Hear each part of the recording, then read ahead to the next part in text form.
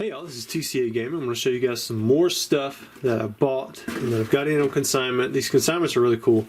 You know, I'm seeing stuff on the low end, on the high end. It's a great mix, old stuff, new stuff. And so I think I'm going to keep pushing forward with this consignment stuff because I think it benefits a lot of people. And I get to have a lot of fun with it myself. So we're going to start off with this one right here. These are all going to be CS9 in the title. They should be active. We got a PSA 7 first edition T17. Got an 8 on the Crystal Reverse Kaboo tops. An 8 on the first edition Vileplume. 9 on the Magneton first edition Fossil. 9 on the T18, the Typhlosion 18. This one's a lot easier to grade. I think someone had been asking me about some Level X PSA 9s if I'm going to get more in. Well, it looks like I am. For the most part, I have no idea what this stuff is until it gets here, and then I list it almost the exact same day that I do get this stuff. I try to get stuff up pretty quickly. You can even have this stuff short listed, like you can have it put on a 1, 3, 5 day, 7 auction if you want. I think you can do up to 10. I can schedule it out as well, but for the most part, a lot of people just like having it listed as soon as possible. These right here, weight 17.22. These did not come from sealed boxes. I have no idea. I'm going to assume that these are light. That's what I tell basically everybody.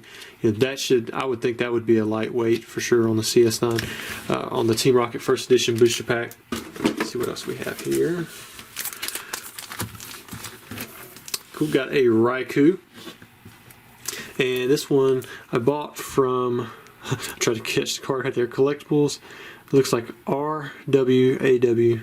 There's the information right there, but everything went really smooth. I don't know if you guys have noticed, but a lot of non-hollows, they're going for really cheap. Actually, I paid upwards of 70 bucks for this friend ball. I just bought this straight out. It wasn't one in an auction, but really appreciate it. Thank you, Rusty, for first time doing business, but happy to provide any help with completing your ultimate collection goals. Take care, Nick. TCG Genius.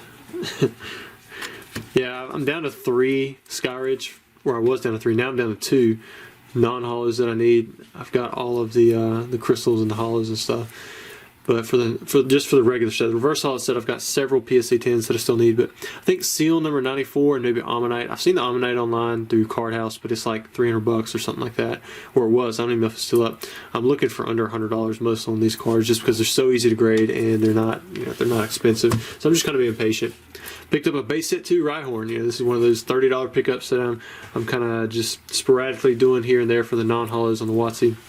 And I do want to go ahead and apologize for any noise in the background at the moment. My mom, she's helping out. I over-ordered on some of the October release of the first partner binders, the one with the Bulbasaur, Charmander, and the Squirtle. I thought I ordered 60 of them, so 5 displays of 12, but I ordered 60 displays of 12, so I'm having to actually break them down. Just a lot of space, and so I've got like these big stacks of those jumbos, and then I think I'm going to just sell out the packs, and so that'll be pretty cool. Alright, next up we have, I bought this right here, my first modern Brilliant Stars, Starbirth, whatever you want to, both English or Japanese PSA 10. Hey Rusty, glad we could come to a deal on the Starbirth Charizard. I know this is going to be going to a good home, and I'm glad I could help contribute to your collection goal of having all Charizards in PSA 10. Me and my son watch you very regularly, and when I told him that I sold a Charizard to you, he said, tell him Camden says hi, and he watches your videos too. Congrats to your newest piece, and thank you again, Michael and Camden. Did you sign it? That's awesome, man. So, hey Camden, thank you for the card. You guys priced it much better than everyone else. I think a lot of people right now are trying to get 300 plus for all the versions, and I still paid $215 for this. He helped negotiate on the price some. Actually, I think this card in time will be under $100, but what I try to do is anytime somebody does post something for a much more reasonable price than other people, I'll try to reward that in a way, especially if it's on my wants list. And this guy, he had posted at $300. I think he sent out an offer for $250. I countered $200, and then he countered $215, and that was so much lower than everyone else. I was like, I'll just go ahead and take this. I'll go ahead and buy it. I've been watching a lot of the auctions on the hyper rares and the full arts and stuff, and they're still bringing decent prices, but I do believe that these will come down quite a bit. So I don't want you guys thinking that $215 is a great price for that card at the moment, or that it is a great investable price. It is a good price for the card at the moment, but I don't think it's a price that you'd want to invest in. I truly believe it's going to come down a little bit more. All right, next up, I have this right here. I bought this. the one that I showed last time, the Spanish one, I think I said I bought for around $600. Actually, I bought it for like $400 some. This one I bought for $600 some. This is the first edition German PSA 10 pack. So I'm glad to add that one to the collection. Still need several languages, but you know, just knocking them out here and there. We do have one pack that I'm going to open up. I'll open this up at the end of the video, but I do have 2 more consignments to show you. One really nice one at the very end. This one's got a lot of stuff in it. A lot of random stuff. All right, so we're going to start off with 97 Cardass, and that's an EV7. You have Japanese EV Black and White promo.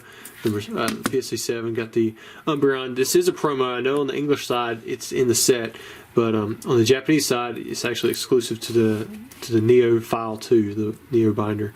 The way that worked is for Neo 1, 2, and 3, they all had these binders where they put the duplicates of, like in Neo Genesis, it was the extra copies of all of the evolutions of the 3 starters. Where on the English side, you just had both of them numerical. You had the Feraligatr 4 and 5, the Typhlosion, like we showed earlier, was 17 and 18, and you had the Meganium number 10 and 11. But it did the same thing with the Bayleafs, you know, the Chikorita, so the basic stage 1, stage 2s, and in Neo 2, that you do have the Umbreon Hollow. But the non-hollow was put into the regular set as on the English side, but on the Japanese side it was in the binder.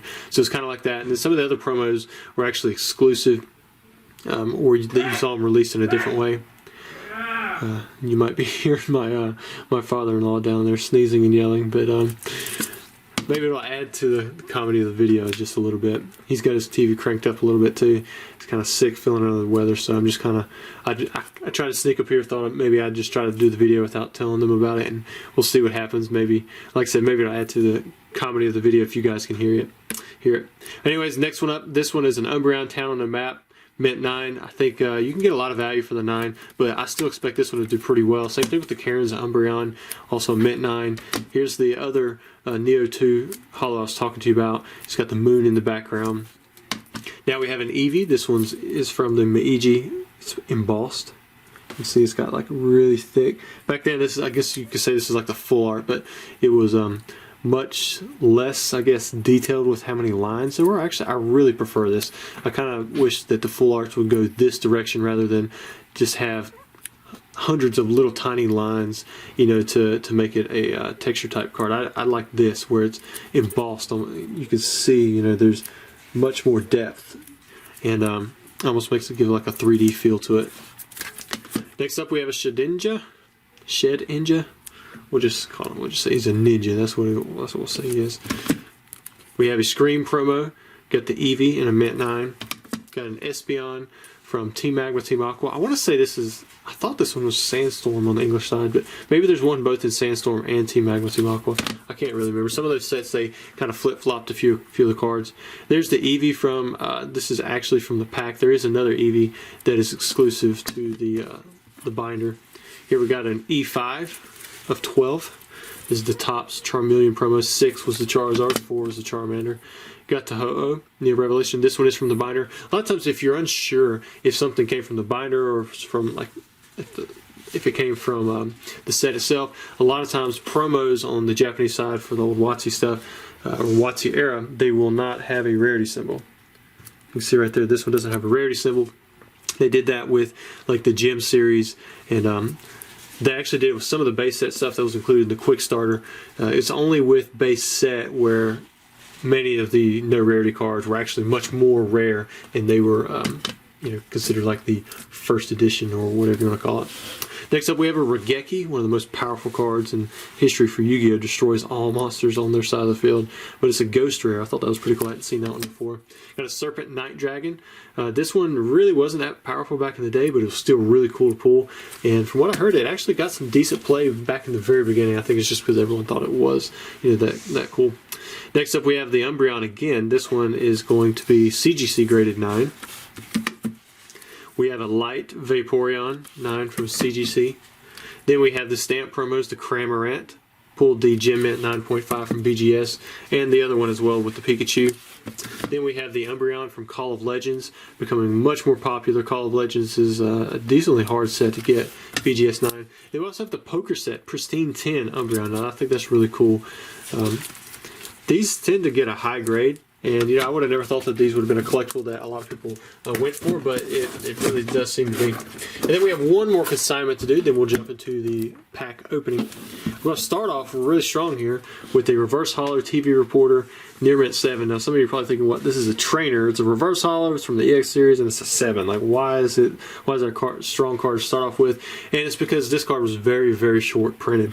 This one specific reverse hollow from EX Dragon was very short printed, and so it's tough to come by. I've seen a 9 before. I haven't really seen anything. I don't think I've ever seen a 10 of it, or no, I think I have seen a 10. It was on eBay for a while. It might still be up there, but it was priced really high. But already EX Dragon reverse hollows are very tough to come by in good condition, much less near mint or better condition, and this one is that much more rare, so I think that's pretty cool. Next up we have a no rarity Poliwrath, and this is what I was talking about. These are a little bit more rare. You can see right there it does not have the rarity symbol in the bottom right hand corner for base set. There are some base set cards on the Japanese side that don't have the rarity symbol that are more common to come from, like, I think it's the quick starter set, but the text is different. For the most part, I believe there's a size difference in the text or the wording, and it's not universal whether it's larger or smaller. There are some differences, but I think on E4 someone had went through and made a lot of posts about the different ones, so it's easy to figure out. Next up we have a Clefairy, and this one is a Near Mint 8. Then we have a Blastoise, Near Mint 8. Beautiful looking Blastoise in my opinion. Has a couple light scratches in the hollow, but they're hard to see unless you really tilt. This is one of those you get a lot of value if you're looking for display out of this Near Mint 8, especially compared to the price that the 9 and the 10 can bring. Next up we have the Ho-Oh from Call of Legends, a Mint 9. We have the Arceus Mint, we have the Arcanine Mint 9. This is the Cosmos Hollow. I believe this was a theme deck insert. I can't remember for sure. It may have been there's like a half deck maybe it come out of. I can't remember, but I used to have a stack of them things, and I can't remember which one it was. Here we have the Charmander. This is a secret rare, number 113 out of 112. So Fire Red Leaf Green. Then we have the Dark Tyranitar. This is reverse hollow. There were a couple different versions of Dark Tyranitar. You can get some from the theme deck, or like a non-hollow. Then you get the rare. Like I said, there was quite a few different versions of the Dark Tyranitar, but they all seem to be pretty popular. The reverse hollow from the EX series, and they killed it. Next up we have Snorlax Mint 9 from Jungle. Pinzers, same thing. Pretty self-explanatory. Got a PSA 10 Poliwag for first edition base. It's the first set on the English side. Next up we have Team Magma's Aggron, Gem Mint 10. I'm curious to see where these go. They were very strong, and they've held pretty good on price, but I'm wondering if they have retraced a little bit with just because basically everything in the market has come down just a little bit, but then again, some of these cards you don't see very often. Next up we have a Charizard V, many of those, several of these as well, so I imagine those are still around the between $30 and $50 mark. Maybe this one closer to $30, $40, this one closer to $50, $60. That's my guess, but it could be a little bit higher than that. It could be a little bit lower. There were a lot of those that have been coming through. Next up, we have the Leafeon Level X from Dawn Dash. Gem Mint 10 looks great. We've got the Lugia. This is the Players promo, the LP promo from the World Championship. Electrode EX or Fire Red Leaf Green, Gem Mint 10, same with the Gyarados EX. Fire Red Leaf Green, the EXs weren't that hard to grade, but man, do they look pretty good. Next up we have Magcargo EX, and then we also have a Muck EX. EX Dragon, I've seen several 10s in my grading in the past, but this stuff is getting much tougher to come by. The EX Dragon compared to like the Fire Red Leaf Green, if you look right here, they don't have as much of that hollow on the bottom that can get scratched up, whereas these have quite a bit larger border at the very bottom. Got the Ampharos, nice, beautiful swirl right there in the middle of that sun thing, or whatever's going on, where the light is illuminating off of his tail. I thought that was really cool. We do have one MetaZoo card, Nightfall, first edition. And then the very last thing we have is going to be the best. We actually have a Mario and Luigi Pikachu set, and this one, they are all 4 graded Gem Mint 10, and they are sequential. If you look, 117, 118, 119, 120, and they're being sold as a set. So whoever gets this is going to have a full set PSA 10 sequentially graded, and so this will be rounding out the auctions that start tonight. These should all start tonight with CS10. The previous one that ended with the underground stuff, I think these actually start tomorrow night on a 5-day auction. They're going to end on Sunday. So these will end before the ones that I just shown, but they're not going to start till tomorrow. And And I'm curious to see where the Mario Luigi set will go. I think he's trying to get that the extra discount by bumping it to over 5,000, because then the percent drops to 10%, and not for just the value over 5,000. The entire value drops down to 10%. So I think you get pretty good value there. And then the only thing that I have left for this video is we have one Neo Discovery booster pack to open up. We still haven't pulled the Umbreon, and this one is for Jason V. He's actually hoping for the Butterfree. And for those of you who don't know, you can pull a holographic Butterfree from this set. However, on the English side, it's just a rare. So that's one of the differences that we have from the Japanese side to the English side.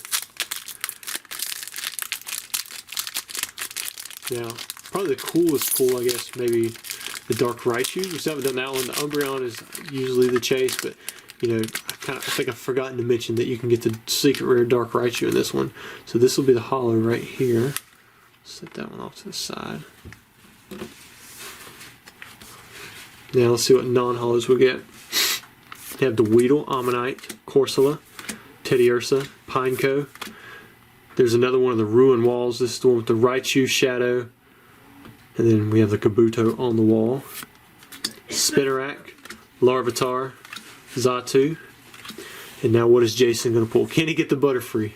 Wouldn't that be awesome? Oh, you got the Umbreon. So I guess if you're not going to pull the Butterfree, you know, this is definitely it's got to be up there with one of the top picks. You can see the swirl right there above his ear. Oh man, looks great, dude. Great pull. Now I'm going to set this one down gently, and I'm going to sleeve the stuff up. I'll get it out to you. Sorry you didn't pull the Butterfree that you're wanting, but you did get a really nice pull, so congrats on that. Guys, if you want any of these Neo Discovery booster packs, they are still available on the website. I should have a couple boxes coming in any day now. And then once I do, I'll send out an email to everybody. All right, thanks.